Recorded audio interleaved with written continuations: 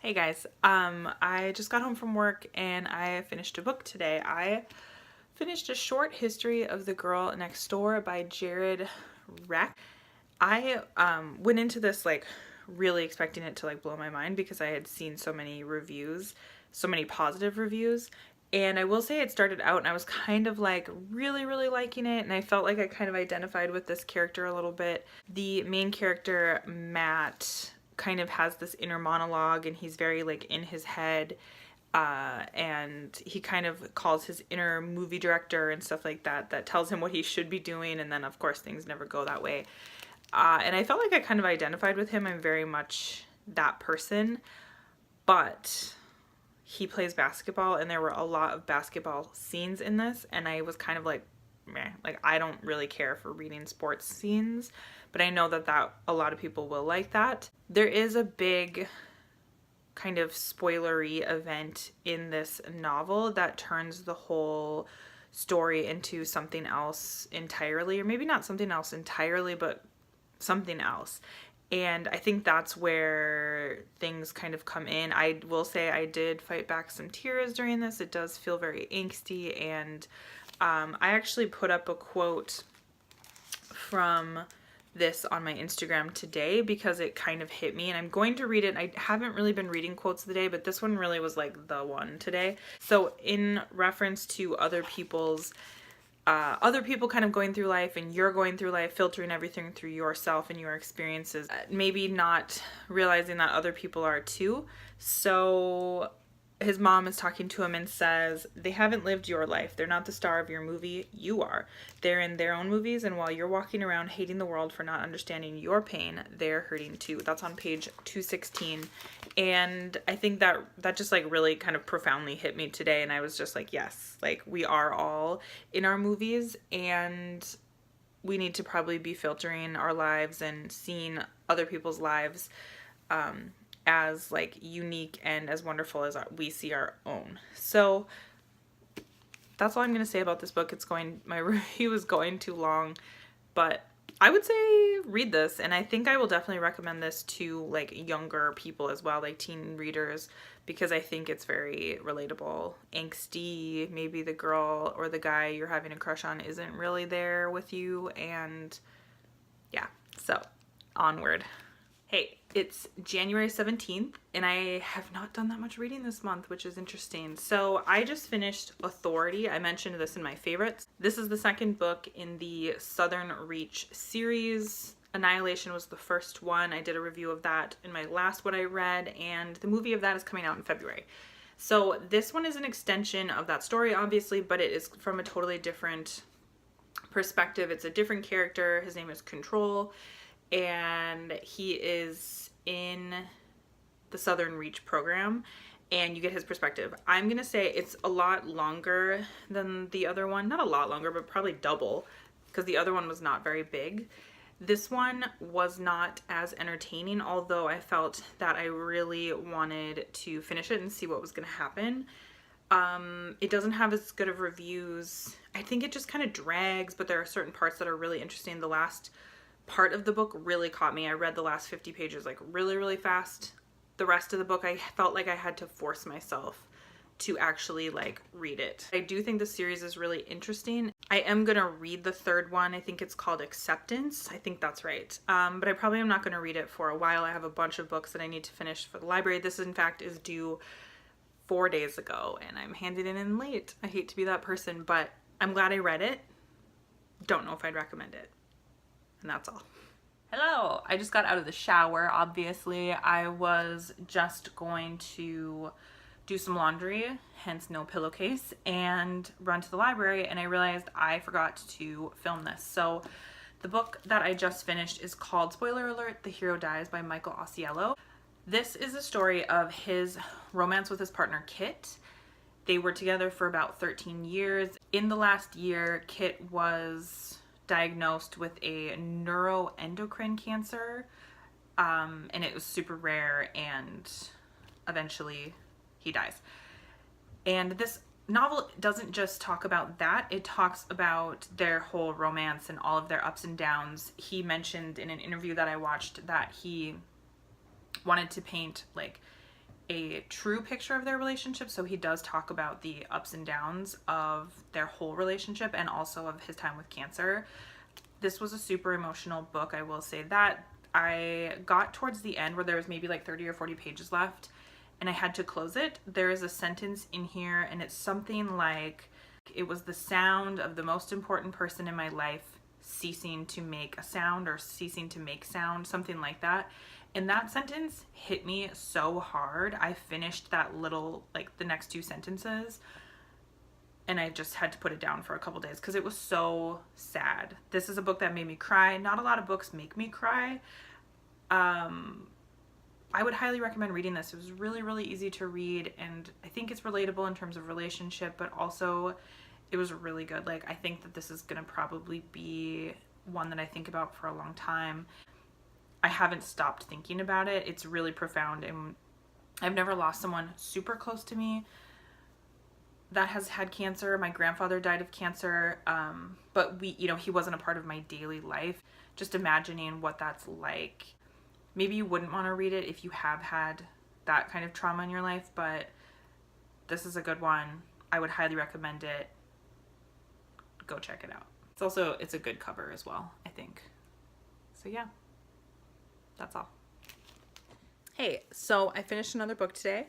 I finished Call Me By Your Name. This is a super popular one, and I keep hearing how the movie has destroyed people. I keep hearing that word. So I have not seen the movie, and I probably won't see it until it comes on DVD. I just don't go see movies that often. I do prefer watching stuff in my home.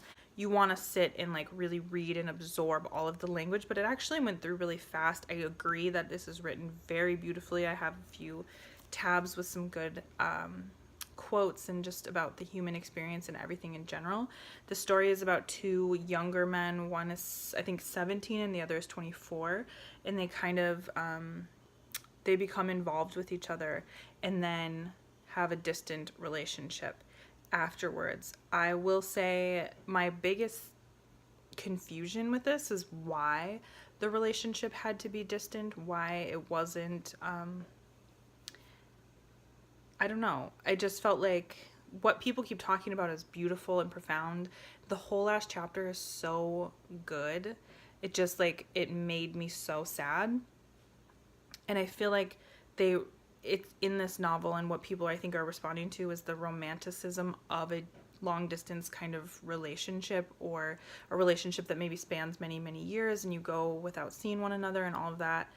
I just didn't understand why. I agree that this is all beautiful, but like, why was it like that? I don't know. So I would love someone's opinion if they've read it.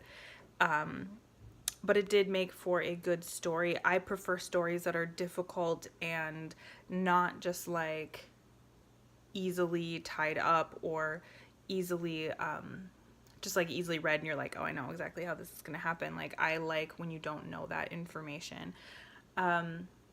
It is, it is a romance. It has sex scenes, but it's nothing that's like super graphic. There is a scene with a peach that is like, it's unlike any other scene I've ever read before. It does read to me like a classic novel. I feel like you could read this and it feels quite timeless. Like, you could read it at any time. That's what timeless means. You know what I mean? It feels timeless. I would say to read it if you are interested in, a romantic story. I just would like to know if I'm the only one questioning the whys of how it ended. So I'm gonna go have a snack now. Hi, I finished another book. I'm actually in my rocking chair right now, so I'm not sure if this is the best idea, but I'll try to keep it as steady as possible. I finished Troublemaker by Leah Remini today.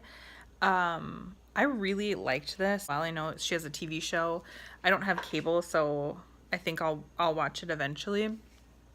But this is her experience in not only Scientology, but how it was kind of tied with acting and stuff for her as well. And I actually thought this was so interesting, and I really appreciated hearing the celebrity side of it and hearing a lot more about like Tom Cruise and all of that kind of stuff. I thought this one was super, super interesting. I think if you're interested in Scientology at all, I think this would be a good one. If you know her voice at all, it's very easy to read it in her voice. She swears a lot, you know, she's a little bit profane and all of that, but I actually think this one was really good and worth a read if you're interested at all. So that's all I have to say about this one. I liked it, and I would tell other people to read it. Yeah, that's all I have to say about this one.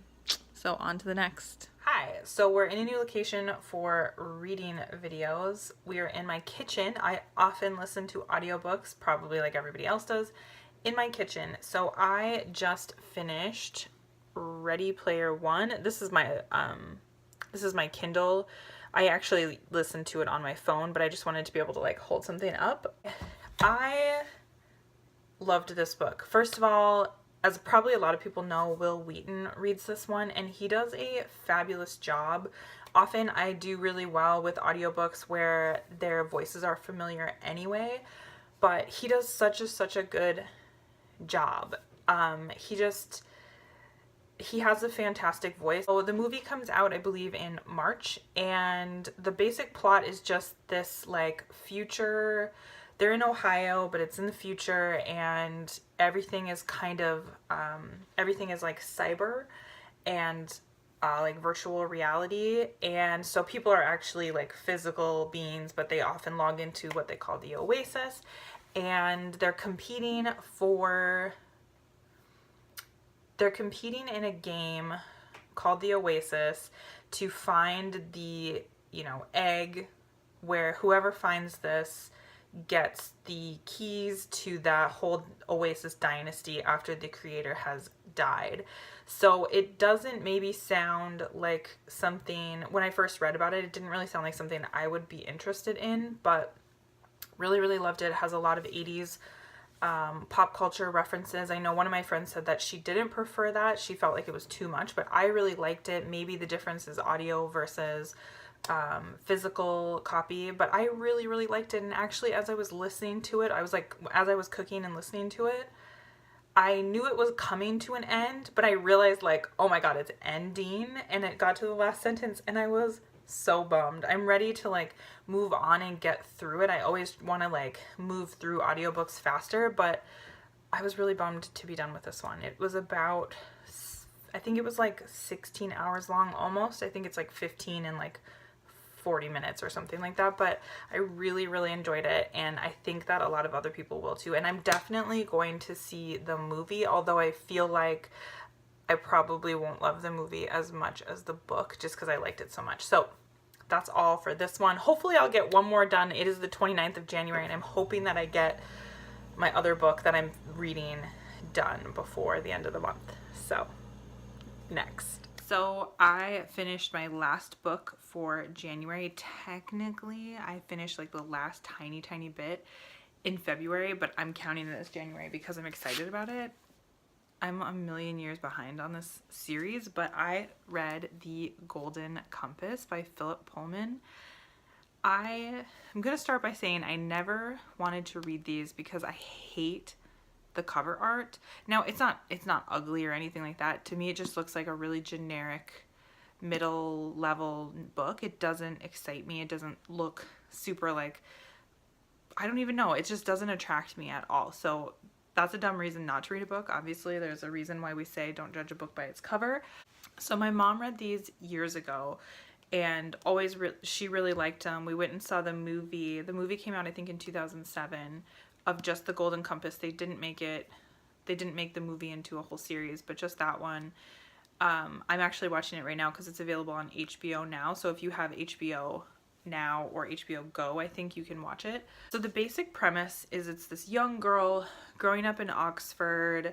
Her mysterious uncle kind of shows up and almost is poisoned, and she just kind of overhears some things that she doesn't know, and that kind of leads her on this adventure because this woman shows up and takes her along with her, and she's very fascinated by the woman at first, and then things start to take a turn, and she just comes into this whole world.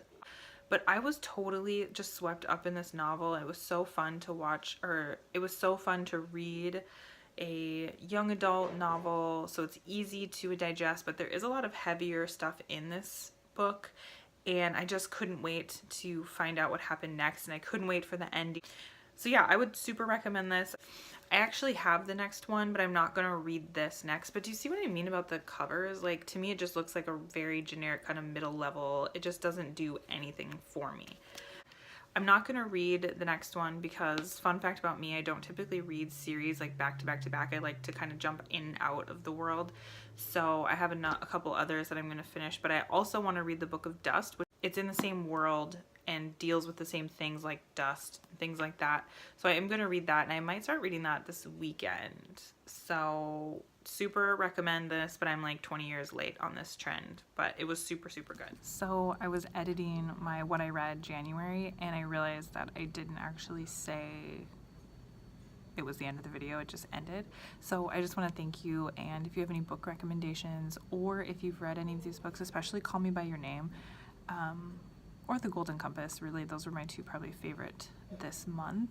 But if you have any opinions on those, I would love to hear them. So again, thank you so much for watching. I know these are long videos, I'm trying to make them shorter, but I just like to talk about books. So I think that's everything. Thank you so much for watching, and I'll talk to you later.